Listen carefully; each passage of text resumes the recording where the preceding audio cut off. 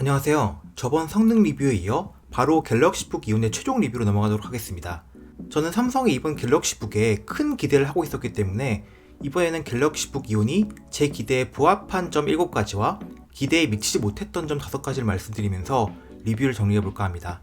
우선 제 갤럭시북 이온 G58A의 스펙을 보시겠습니다.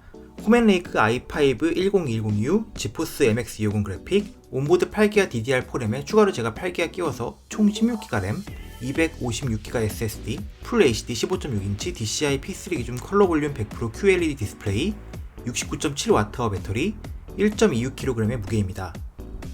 자, 그럼 이온이 제 기대에 부합했던 점 첫 번째부터 말씀드리겠습니다. 첫 번째는 디자인입니다. 올웨이즈의 둥글둥글한 디자인을 버리고 사각사각 각진 디자인으로 돌아왔고, 아우라 실버 색상은 빛에 따라서 약간 초록색과 붉은색을 띠게 되는데 갤럭시 노트 10의 아우라 글로우 색을 많이 약화시켜서 넣어놓은 느낌입니다. 다만 제품 설명 사진에서 보이는 색은 흰색에 가까운 은색이지만 막상 받아오면 거의 실버입니다. 약간 냉장고 색상 같아 보인다고 별로란 의견도 있더군요. 그래도 마그네슘 재질 특유의 플라스틱스러운 느낌을 금속 느낌의 색상을 이용하여 상당히 중화시킨 모습입니다. 만듦새도 좋고 파란색으로 힌지에 포인트를 준 점도 좋고 저는 굉장히 만족스러운 디자인이었습니다. 다음으로 기대에 부합했던 점은 화면이었습니다.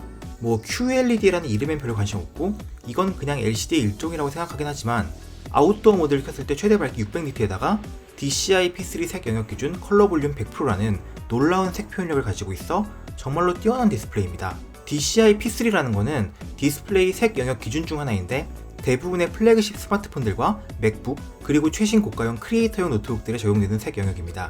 그램 등 대부분 다른 노트북들이 사용하는 sRGB보다 훨씬 넓은 색 영역인데 노트북의 디스플레이에 관한 이야기는 따로 정리해둔 영상이 있으니 그쪽을 참조해주시면 좋을 것 같습니다. 다만 해상도 옵션이 풀 HD밖에 없는 건 조금 아쉬운 부분이었는데요.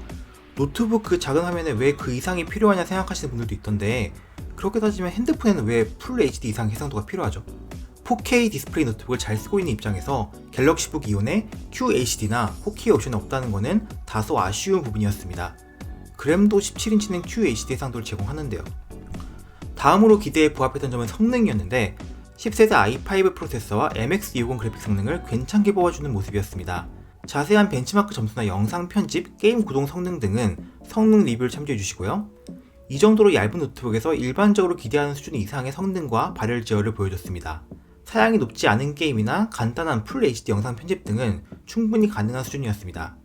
투펜, 투히트 파이프, 그리고 이번에 합판 타공도 시행하면서 이전작 올웨이즈에 비해서 많이 좋아졌네요. 그리고 합판 따는 것도 간단하고 램과 SSD 추가도 쉽게 할 수 있습니다. 올웨이즈는 확장 불가능한 온보드 램이었던 거랑 비교하면 감격스럽죠. 다만 부하를 주었을 때 펜 소음은 꽤 있는 편입니다. 웹서핑이나 영상 감상 정도의 가벼운 작업들은 펜은 거의 안 돌아가긴 하지만요. 네 번째로 기대에 부응했던 점은 배터리였습니다. 이것도 성능 리뷰에서 같이 언급을 했는데 69.7Wh의 용량 이상으로 오래갑니다. 유튜브 라이브 1080p 60fps 아카이브 연속 재생, 화면 밝기 50%로 대략 12시간은 가주는 정도니까요. 문서 작업 같은 건 15시간 이상을 기대할 만한 배터리입니다.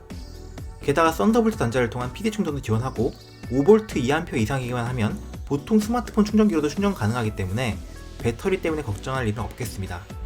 다섯 번째로 기대에 부응했던 점은 포트 구성이었습니다. 좌측에 전원 포트, HDMI, 썬더볼트 3, 헤드폰 잭이 있고 우측에는 USB-A 포트 2개와 UFS 카드 슬롯이 있습니다.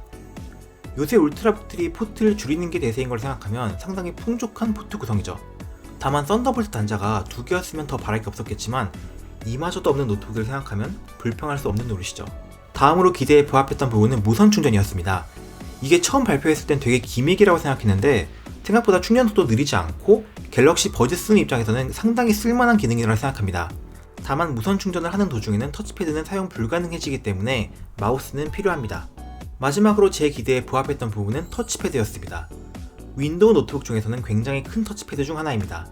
버튼을 누르는 느낌은 그닥 좋진 않지만 면적도 넓고 유리 재질이라 질감도 좋고 윈도우 프리시전 드라이버를 사용해서 제스처 등도 다 지원합니다.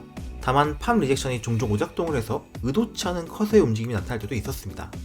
그러면 다음으로 기대에 부합하지 못한 점, 그러니까 제가 느낀 단점들에 대해 말씀드리겠습니다. 첫 번째로 기대에 부합하지 못한 점은 스피커였습니다.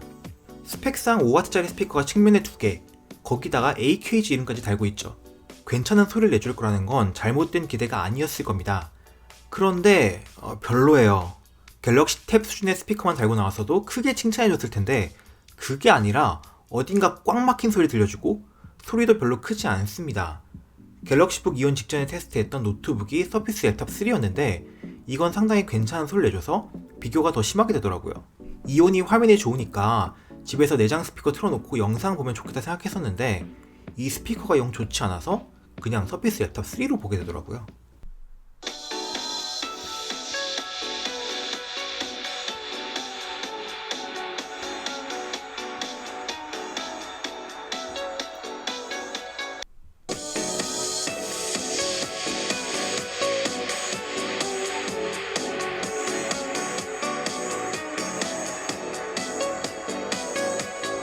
두 번째로 기대에 부합하지 못한 점은 키보드였습니다. 이건 정말 문제인데 제가 만져본 노트북 중에서 버터플라이 스위치를 쓴 맥북 다음으로 키 트래블이 짧았고 키를 누를 때 마치 바닥을 치는 기분이라고 해야 하나? 여튼 키감이 너무 얕아서 개인적으로 많이 좋지 않았습니다.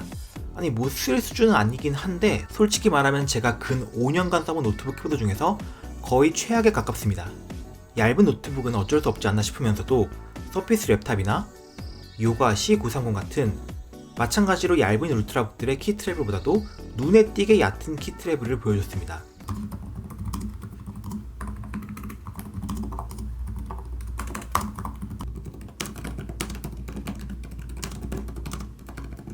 다음으로 불만이었던 것은 지문 인식 센서의 위치입니다.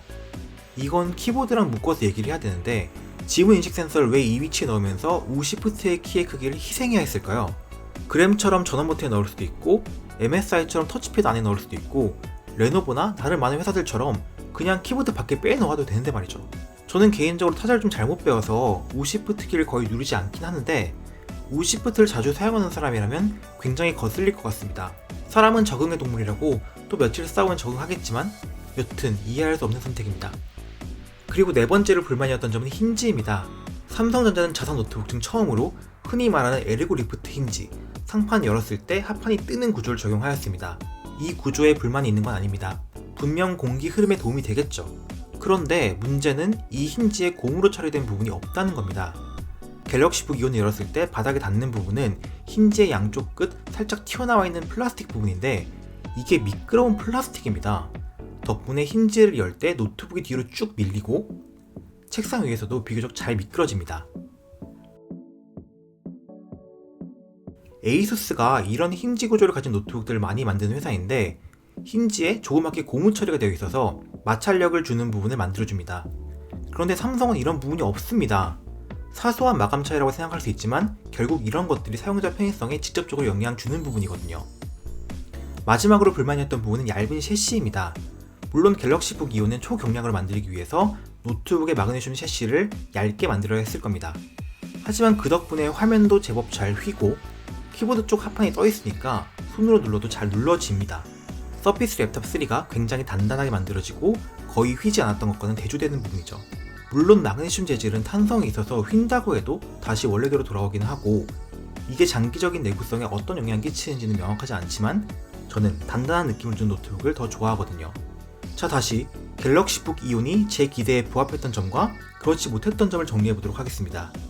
기대에 부합했던 부분은 디자인, 화면, 성능, 배터리, 포트 구성, 무선 충전, 터치패드였고 제가 반대로 실망했던 부분은 스피커, 키보드, 지문 인식 센서의 위치, 미끄러지는 힌지, 그리고 얇은 셰시였습니다. 최종 평가를 내리자면 삼성이 최근 만들었던 노트북 중에서는 제법 괜찮은 물건이고 남들에게 추천하기 어렵지 않은 물건이긴 하지만 몇 가지 도대체 왜 이렇게 만들었지? 싶은 부분이 눈에 띄어서 제가 기대했던 만큼 뛰어난 노트북은 되지 못했던 것 같습니다. 처음에 노트북을 받고 싱글벙글 하다가 키보드를 쳐보자마자 싶었고 스피커를 틀어보자마자 실망감이 확 밀려왔던 것 같아요. 제 기대가 너무 컸던 걸지도 모르겠습니다. 저번에 제가 리뷰했던 서피스 랩탑 3가 아직 집에 있는데 이온이랑 비교하면 객관적인 성능이나 배터리나 그런 건 갤럭시북 이온이 좋은데 키보드랑 스피커 그리고 기계 자체의 단단한 느낌이 서피스 랩탑 쪽이 훨씬 우월합니다.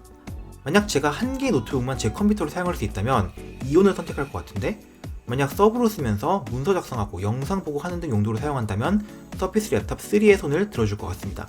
정말 삼성이 절치부심하고 많은 걸 뜯어 고쳤다는 건 알겠어요. 하지만 더 잘할 수 있잖아요. 삼성의 노트북에 대해 앞으로 어떤 스탠스를 취할지는 두고 봐야겠지만 노트북 시장을 놓지는 말아줬으면 좋겠습니다. 갤럭시북 시리즈는 지금보다도 앞으로가 더 기대되는 브랜드입니다. 그럼 도움이 되시길 바라며 다음에 뵐게요.